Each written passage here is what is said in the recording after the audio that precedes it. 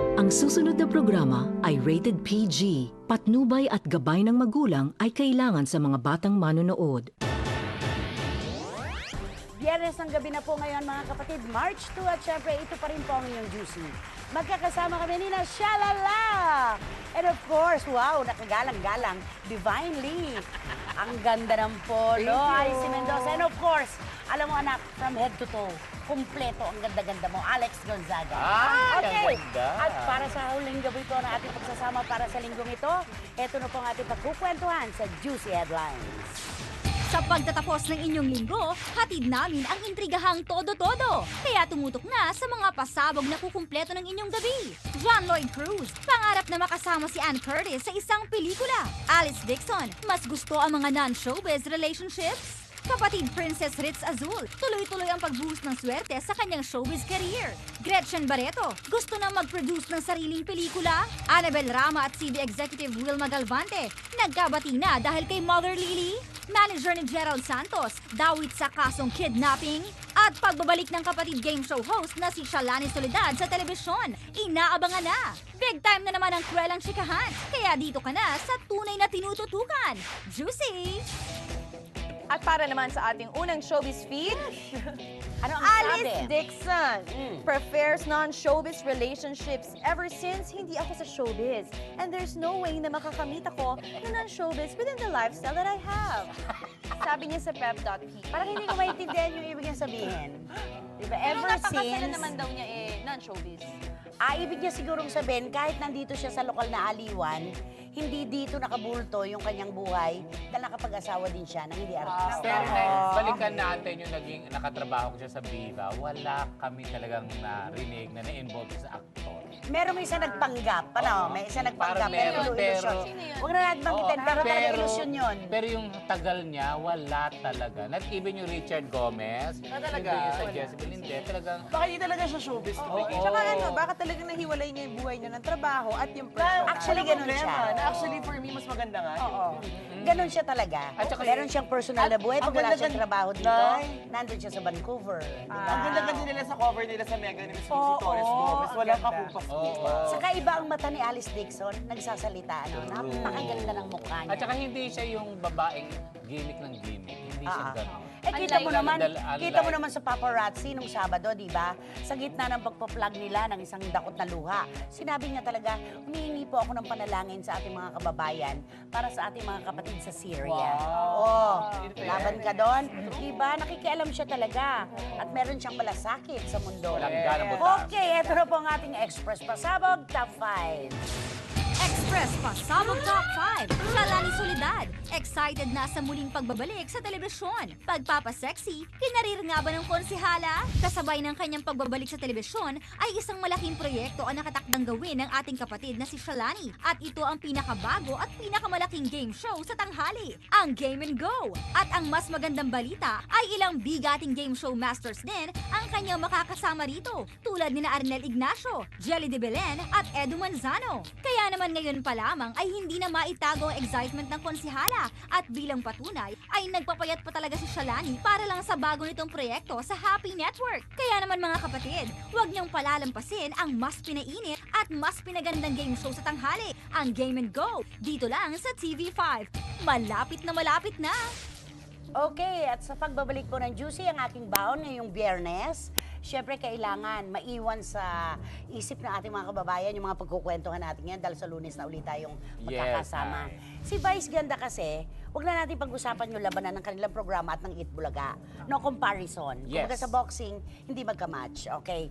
Yung kay Vice Ganda, meron kasing mga nagpunta doon sa live at taping ng kanyang programa na umuwi na depressed at malungkot at nagagalit. Bakit nga eh? Kasi okay daw siya kapag ka-live. Kasi hindi naman nila nakikita kung ano ang ginagawa in between, di ba? Pumapasok sa dressing room. Pero pag taping daw, iba-iba yung mga lumalabas sa bibig ni Vice. Hindi Ano kagandahan. Hindi na kaya dahil sa tension yon na dahil ang kanilang rating hindi naman umaangat-angat. Siguro sabi niya, ando na kami sa magandang lugar, inilipat-lipat Totoo nyo ka, kami. yung 10:30. Tapos ngayon, hinahanapan nyo kami ng kung ano-anong milagro, parang ganon. Oo. Di ba? At saka yung show parang pilit. May mga segment na Hilaw. pilit. Oo. Hilaw. Oo. So, nadidinig nila kung ano yung mga sinasabi ni Vice, tapos ang daming humihingi sana ng pagkakataong makatabi siya sa picture, hindi niya pinagbibigyan. Hanggang sa doon sa mismong nasaksihan ng mga teachers pa naman, mga educators pa naman, parang ayaw niya magsalita kasi parang mainit ang ulo niya. Ito yata yung nag-walk out yata Yeah, siya. kasi na silang dalawa lang yata ni Ann Curtis yung inaasahan ni iangat yung show eh. Hindi naman Unlike kaya dun ng sa dalawang Itbulaga, tao lang, di Ang ba? dami, no? Dami. Si Wally, Ulpo yung Tito si Big and BJ. Joby, tapos Jose and Wally. Si Boss Vic, si Joey nakaupo lang, no sweat. Bilang institusyon na sila eh. And Oo. may nagchika rin sa akin na balak daw i-reformat soon ang Showtime. Okay, wala silang choice kundi ganon. At Jose and Wally Show, kanina nga, Yeah, matagumpay congratulations. sa Smart Araneta Coliseum. Nanood kami. Congratulations. Yes, kami din. Yes, ang galing-galing. Yes. Ano yung sinuot niya? Cute. Maganda. Okay, I see. Okay mga ka-freshes, ito ang cute ang ating Express sa Sabog Top 4.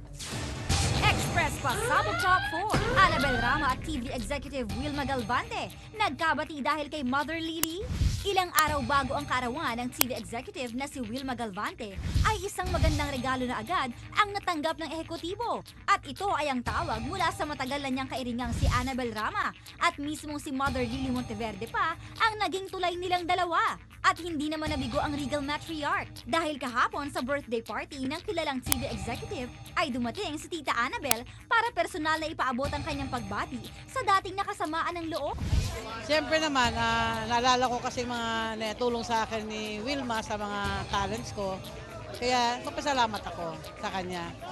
Maski mag-aaway kami, pagpunta ko dito, talagang galing sa puso ko. Nakakatuwa, nakaka-overwhelm. I'm so touched. It was a very good gesture on her part, so I'm grateful. Well, for Ma'am Wilma, because I love her so much. Both of them, they're very close to me. That's why this is something talagang very special, and God answers my prayer. At para naman sa ating showbiz feed. Ay, medyo masela ng ating next showbiz feed. Ayaw natin itong marinig, Seryoso. pero itutuloy natin. Manager ni Gerald Santos, dawit sa kidnapping. Sulat ni Tito Alfie Lorenzo sa Abante Tonight. Ano nga ba ang katotohanan sa likod ng kwentong ito? Katulad ni Tito Alfie, na-encuentro ko rin yan sa isa sa mga columns ko, sa Bulgar. Okay. Kasi syempre, sinulat si Romel Ramilo, ang manager ni Gerald Santos, nasulat sa maraming tabloids. Na di umano, meron siyang kinuhang bata sa isang probinsya, dinala sa Maynila, nung hinahanap na ng magulang, pinatutubos ng 150,000. Oo. Kasi marami na Marami na raw siya nagastos sa voice lesson, Ay, sa ang mga mga personality intention Ay, nila handle ay niya. pasikatin. Pasikatin. Ilang taon yung bata? Minor eh. Minor. So, Hindi po ba alam ng mga nanay na kinuha niya yung bata? alam na lumuwas. Kaya lang, kinukuha na siyempre, hinahanap na yung anak. Pero Tsaka yung mga Pinapabayaan. parents naman pumayag kasi yung promise na, sige, i-mentor natin, papasikatin natin. Oo. Alam kaya nila may bayad pagka hindi tinuloy? Walang ganong usapan. So, ang nangyari, hindi na nakipag-argumento pa yung magulang, pinuntahan nila si Romel. Nagbayad sila, pero mark money. Mark money. Sayang kasi si Gerald Santos nagmarka na dito sa TV5, di ba? Ito namang si Romel, medyo umasim ang pagtingin sa kanya ng maraming manunulat kamakailan, lalo na dito kay Jeff Fernando. Dahil hindi lang naisama si Gerald sa isang coverage ng Awit Awards, abay nagsumbong direkta sa ating mga bossing. At hindi raw binigyan si yun Gerald lang yung ng kaso comment. na yun talaga humingi ng mark money o merong naganap Hindi. na something? Tinaniman siya ng pera, pero mark na nga yun, yung pera na yon. Kaya may kaso siya ngayon. Other than that, wala naman siyang Kidnapping. ginawa doon sa bata. Yun ang hindi ko alam kung dadagdagan. Nakakulong ba siya siya? ngayon or ongoing yung kaso? Palagay ko nakapag-bail or naayos bago pa humantong doon. Okay. Diba? Okay. Sayang. So, ingat na lang Paano sa na si mga- Gerald? Yeah. Nasa Diba? na nga pala siya. Wala akong balita kay Yes, Gerald. so, Tahimik tsaka, ang mundo siguro niya. lesson na rin to sa mga gusto pasukin ng showbiz. Mag-research muna tayo tungkol sa mga Tsaka alamin lahat, managers, diba? alamin lahat At bago huwag tayo maniniwala pumasok, biglaan huwag tayo sa mga pagalos-galos. pangako. Eh kung galing nga naman yun sa probinsya, syempre, ang bulaklak ng pananalita. Sabi mo, Tama. I'll make you a superstar. Yes. Dapat full May mga dialogue pa yan. Gusto mo ba pasukin ng mundo ng showbiz? Nasa akin ang mapa. May mga Ay! Parang ginagamit mo. Lagi sinasabi din tayo namang sa libre ang mangarap, dapat hindi natin binabayaran. Tama. So, Walang correct. tuition fee ang pangangarap. Naku, umpisa pa lamang po ito ng aming mga diskusyon dahil Ito ang huling kagabitan si Kang nagiinis. papasikati ka. So, naman ang hilit sa Juicy! Juicy!